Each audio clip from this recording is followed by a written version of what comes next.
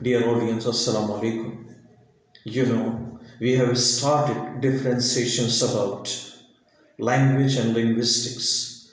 In previous session, we talked about language and linguistics. Now we are going to talk about different characteristics of language. Yes, language has got different characteristics. That's why language is called universal, a universal phenomenon. The first and foremost characteristics of language is its productivity. Language is infinite. Language is everlasting. Different vocabularies, different sentences, different meanings make an organic whole, and that is called language.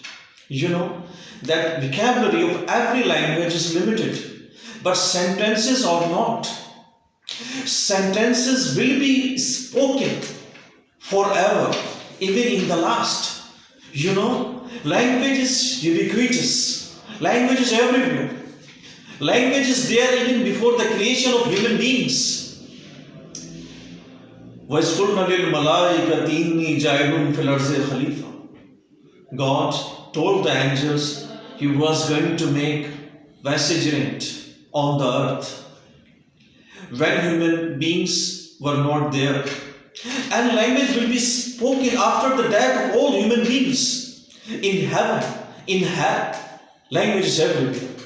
So productivity is one of the characteristics of language.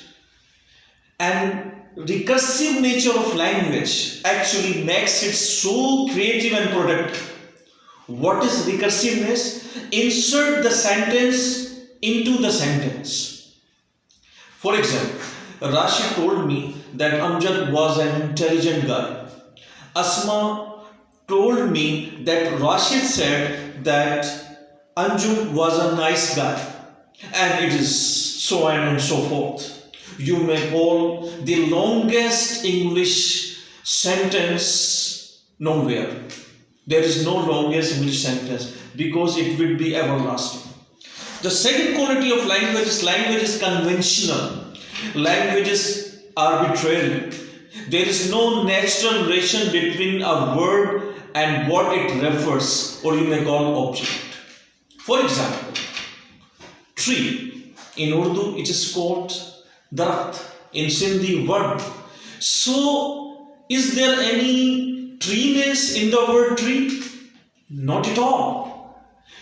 Some group of people are agreed that this sort of object would be called a tree. So everyone call it tree.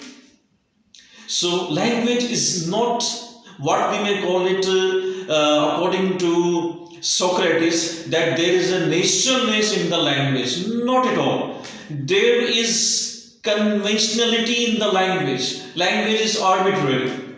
But some words, for example, onomatopoeia, a term is used for the sounds, matching of sounds of the words, like cuckoo-bird, like ma for cats. So this is what we may call it arbitrariness of the language. The third quality of language is called displacement. You may go, you may fly with the language as birds fly with the wings. You have wings in the form of words. You may go to past. You may imagine future. You may call language that language is everywhere. Sometimes when you meet a lifelong friend, an old friend, and you start talking about your past, you cherish the memories of past with your friend. What is that? It is due to the language. When you dreams when you imagine your beautiful future, even through the language. So language has a quality, and that is called displacement. No one is there to have such quality like displacement except honeybee. Honeybee dances for a while to represent the very location of the nectar for other honeybees, but it's very limited. Another quality of language is duality. Duality of nature. For example, language works phonetical as well as semantical. I would say a word, book. You said yes, there is a word, a noun. But if I say ba, u, ka, these are only words.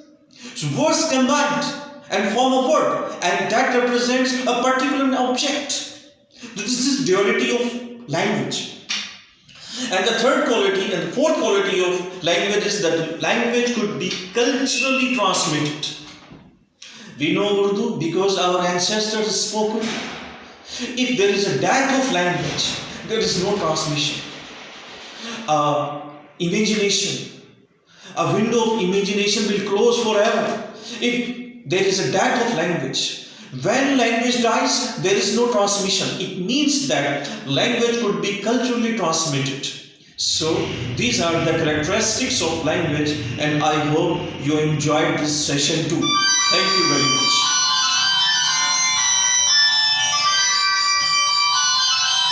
Thank you very much. अच्छा,